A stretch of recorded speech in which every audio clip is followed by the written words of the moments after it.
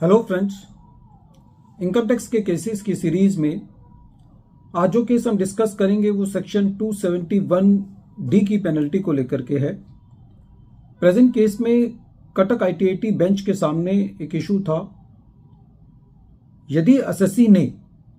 अपनी प्रॉपर्टी की सेल करते वक्त सारी की सारी consideration at the time of sale receive की और असेसी ने कोई भी कैश एडवांस में रिसीव नहीं किया और जो भी कैश रिसीव किया वो eight the time of registration of the document receive किया, तो क्या ऐसे केस में भी असेसी के ऊपर सेक्शन 271 डी की पेनल्टी लगाई जा सकती है, जो कि सेक्शन 269 एसएस सेक्शन के वायलेशन के लिए लगाई जाती है। यही इशू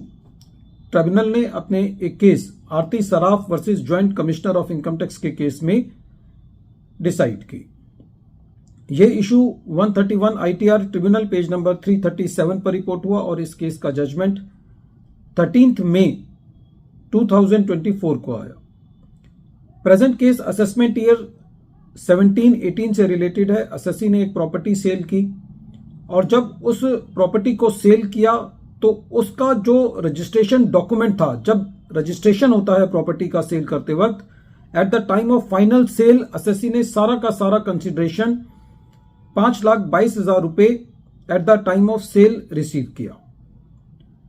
असेसिंग ऑफिसर ने असेसमेंट प्रोसीडिंग्स इनिशिएट की सेक्शन 271 डी में। असेसिंग ऑफिसर का यह कहना था कि सेक्शन 269 एसएस के अंदर यह एक स्पेसिफाइड सम की परिभाषा में आता है, जो कि 1 जून 2015 से अमेंड किया गया था उसकी एक्सप्लेनेशन को, और यह कहा गया था कि यदि कोई असेसी अपनी प्रॉपर्टी को सेल करने के लिए कोई एडवांस में कैश रिसीव करता है तो जितना एडवांस का अमाउंट कैश में रिसीव किया है उतना अमाउंट सेक्शन 271 डी के अंदर असेसी को पेनल्टी देनी पड़ सकती है, यदि असेसी एक रीजनेबल कॉज नहीं दिखा पाता कि असेसी ने ये कैश क्यों रिसीव किया है। असेसी का यह कहना था ड्यूरिंग द पेनल्टी प्रोसीडिंग्स कि असेसी ने अपनी डॉटर की मैरिज के वक्त कुछ लोगों से लोन लिया था और असेसी को इनका लोन वापसी करना था, इसलिए असेसी ने इस प्रॉपर्टी को कैश में बेचा है। लेकिन जब ज्वाइंट कमिश्नर साहब ने यह पेनल्टी लगाई तो उन्होंने इसको एक रीजनेबल कॉज नहीं माना और पेनल्टी को कंफर्म किया। असेसी ने इसके अगेंस्ट अपील फाइल की और जब सीआईटी अपील के पास ये मैटर था तो सीआईटी अपील का भी ये कहना था कि असेसी रीजनेबल कॉज शो नहीं कर पाया है, इसलिए पेनल्टी जस्टिफाइड है। जब ये मैटर ट्रिब्यूनल के पास गया तो ट्रिब्यूनल का यह कहना था कि प्रेजेंट केस में सबसे पहले असेसी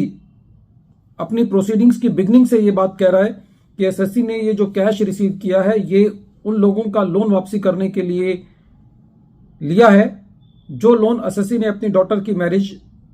के वक्त लिया था, तो ये एक रीजनेबल कॉज की डेफिनेशन में आता है।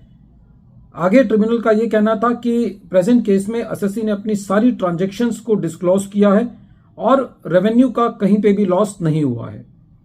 ट्रिब्यूनल का यह कहना था कि सेक्शन 271 डी, जो कि सेक्शन 269 के एसएस की वायलेशन के लिए अट्रैक्ट होता है, तो उसको जो लाने का मकसद था वो ये था कि जो प्रॉपर्टी ट्रांजैक्शंस हैं उसके अंदर ब्लैक मनी की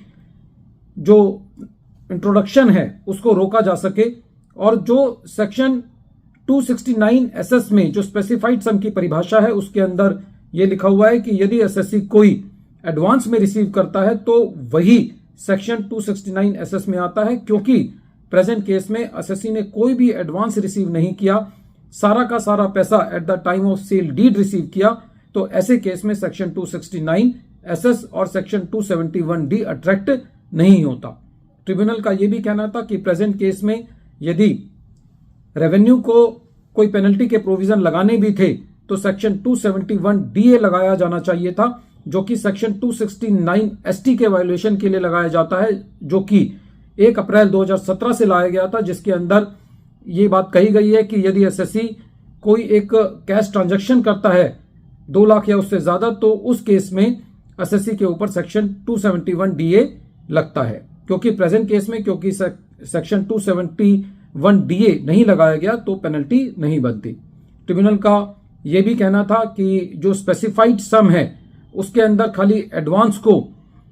इंक्लूड किया गया है और इससे भी कोई फर्क नहीं पड़ता कि वो ट्रांजैक्शन चाहे वो बाद में सेल डीड के अंदर मेटेरियलाइज हुई हो या नहीं हो, क्योंकि प्रेजेंट केस में एडवांस रिसीव नहीं किया गया, इसलिए सेक्शन 271D नहीं बनता। ट्रिब्यूनल का यह कहना था कि सेक्शन 271D एप्लीकेबल नहीं है क्योंकि कोई भी एडवांस रिसीव नहीं किया गया और सारा का सारा कैश जो है वो सेल रजिस्ट्रेशन के टाइम लिया गया है। प्रेजेंट केस में एसएससी की एक और दलील थी कि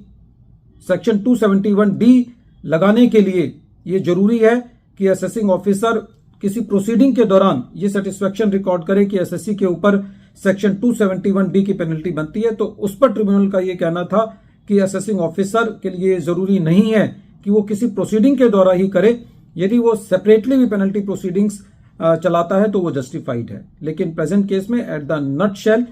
ट्रिब्यूनल ने सेक्शन 271D की पेनल्टी को क्वेश किया। वीडियो के अंत में एक बार फिर मैं केस का नाम रिपीट कर रहा हूं। केस का नाम है Aarti Saraf versus joint commissioner of income tax और ये case 131 ITR tribunal page number 337 पर रिपोर्ट हुआ और इस केस का जजमेंट 13 मई 2024 को आया। Thank you friends.